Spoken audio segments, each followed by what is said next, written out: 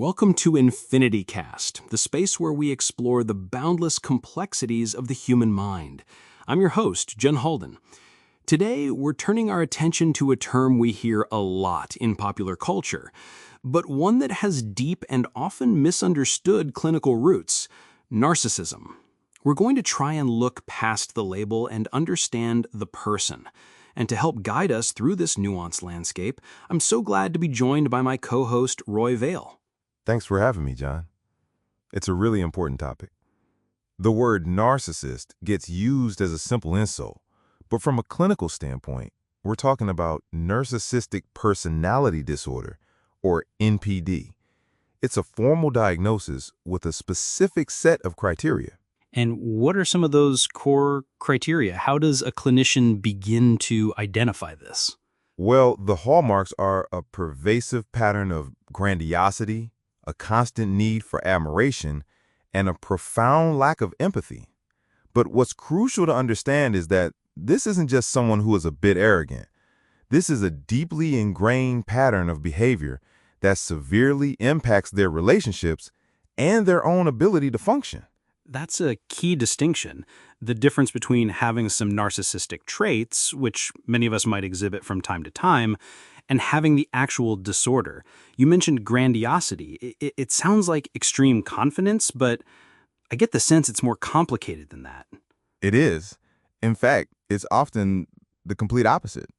The clinical perspective suggests that the grandiosity, the inflated sense of self-importance, is actually a defense mechanism. It's like an elaborate protective shell built around an incredibly fragile and insecure core. They often harbor deep-seated feelings of shame or inadequacy. So the outward projection of superiority is masking an inner sense of inferiority. How does that play out in their relationships with others? That's where the relational lens becomes so important. Because of that inner fragility, they require what's often called narcissistic supply.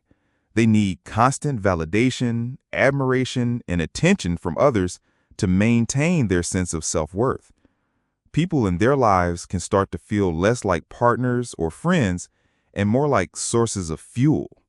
And when that fuel isn't provided, or when the person asserts their own needs, that's when the devaluation often begins. In relationships, there's a common cycle: idealization, where they put you on a pedestal, followed by devaluation, where they start to criticize and belittle you for not meeting their impossible standards, and sometimes discard, when you no longer serve a purpose for them. It can be an incredibly confusing and emotionally damaging experience for the other person. It sounds incredibly painful. The goal today, then, isn't to demonize, but to understand the why behind these behaviors, to see the disorder as the source rather than simple malice. Exactly. Understanding the psychopathology, the fragile ego, and the desperate need for validation doesn't excuse harmful behavior, but it can help us approach the situation with more insight and less personal confusion. It's about recognizing the pattern for what it is: a profound struggle within that individual's mind. A powerful and gentle way to frame it. Thank you, Roy, for bringing so much clarity to such a complex topic. My pleasure, John. Understanding the why is the first step towards compassion, both for others and for ourselves.